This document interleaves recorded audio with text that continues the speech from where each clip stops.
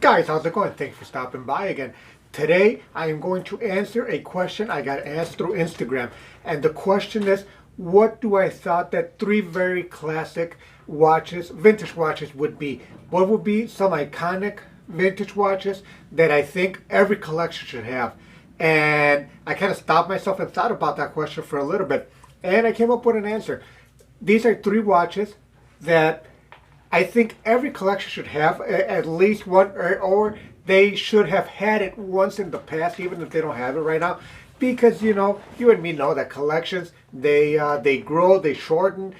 You buy and sell. You buy a lot of watches. When you're a true collector, you buy a lot of watches, and then you kind of get bored of them, or you want to go to the next one. You sell that watch, and you buy the next watch, and then everybody in the watch community has seller's remorse. You're saying, why did I sell that watch? That's been my case thousands of times, where I said, I've had watches, and I've said, after they're sold, why did I sell that watch? Why is it gone? And for my luck, I've had watches that I've sold, and they've gotten up in price tremendously, and now they're nowhere to be found.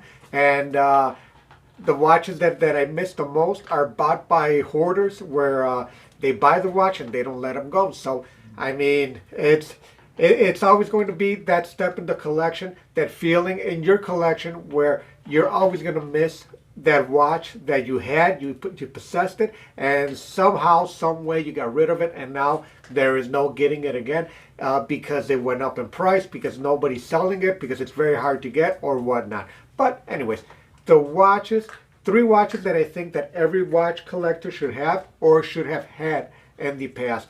And I will start this watch. When I started collecting a lot of years ago, it got very hot. Then it got very cold. And now this watch, not a lot of people care about this watch. To me, it's always going to be a significant watch in vintage collecting, because when I started to get very heavy into collecting, this was a very hot item to buy. So it is going to be the LeCoultre Mystery Diamond Dial. And I'm going to put a picture up here. This watch has always been made in 14 karat yellow gold. And it is an exceptional piece. It's just such an elegant piece. It's 33 millimeters, but you know, like, to me, 33 millimeters doesn't matter that much. I know a lot of you guys think you can't wear a 33 millimeter, but everybody could wear that size of a watch. This watch, if you flip it around, you would see it signed by Vacheron Constantin. Every LeCoultre is signed by Vacheron Constantin on the import. The import stamp on the balance is going to have a VXN, which is Vacheron Constantin. But this watch particularly, it's the only LeCoultre that is signed on the outside of the case by Vacheron Constantin. It is a beautiful watch, and you could wear it with a brown leather strap, or a black leather strap, or even a green leather strap. This watch, since it was white with a white diamond dial, it would go with any type of straps. It was just a very nice watch to have in your collection. Sadly, I've had a bunch of them, and I've sold a bunch of them, and I'm going to start looking for one. Second watch I think everybody should have. It's the Seiko Pogue. A true Pogue, a true yellow dial Pogue. The 6139, the 6005, the 6002, or the 6009, or 1, I'm sorry. This watch, again, it used to be nothing. It used to be an $80 watch all day long. Now, that's long past. It hasn't been an $80 watch for a few years now, and it's become a true collector's item.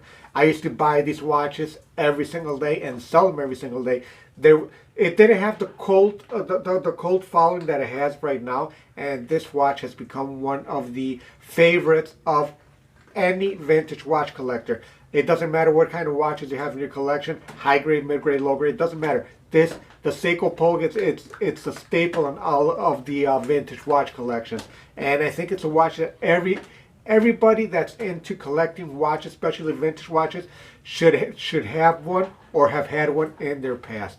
And it's just an incredible watch. On that note, with the Seiko, since not a lot of people service those watches, that's one thing you got to be careful. It is not going to be cheap to service one of these watches. A normal service for a Swiss chronograph is going to run you $350 to $500. A Seiko Pogue, don't be surprised for a Seiko chronograph if you're paying $500 to $700 a service, and that is not bad if you could find somebody that does it. So it is not going to be cheap, guys. Just have that in the back of your head before you buy any Seiko chronograph. It's not going to be cheap to service these watches. It's much more expensive to service a Japanese chronograph than a Swiss chronograph in a lot of these cases. Not every case, but in a lot of the cases, it is much more expensive. I am talking about the Rolex Datejust, but I'm talking about the 4-digit Rolex Datejust. I am talking about a 1601, guys. A classic, a non-quickset. The Rolex 1601 4-digit watch, it didn't come quickset. It didn't have a lot of accent points like they have now. I mean, the fluted bezel, non-quickset, a Cyclops, but it was a watch that was stuck in between, just stuck in between a dress watch and a tool watch. You know, not a lot of people use them as tool watches, and not a lot of people use them as dress watches. So it was kind of jumping in the middle, guys. But it is a true classic, and I don't care what anybody says about the Submariner. This 4-digit Datejust, it's much more classic than a Submariner. It doesn't have the following that the Submariner has, but that doesn't mean it's not just as classic as the Submariner, or even more classic than the Submariner.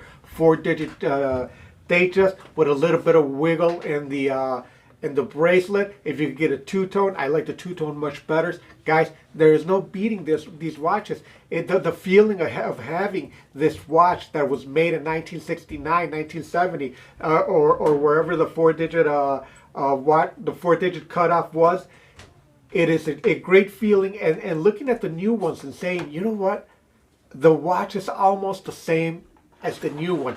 I mean, you could see a 1601 a 1601 you know, much modern Datejust, an 80s Datejust, 90 Datejust, and it's basically the same watch.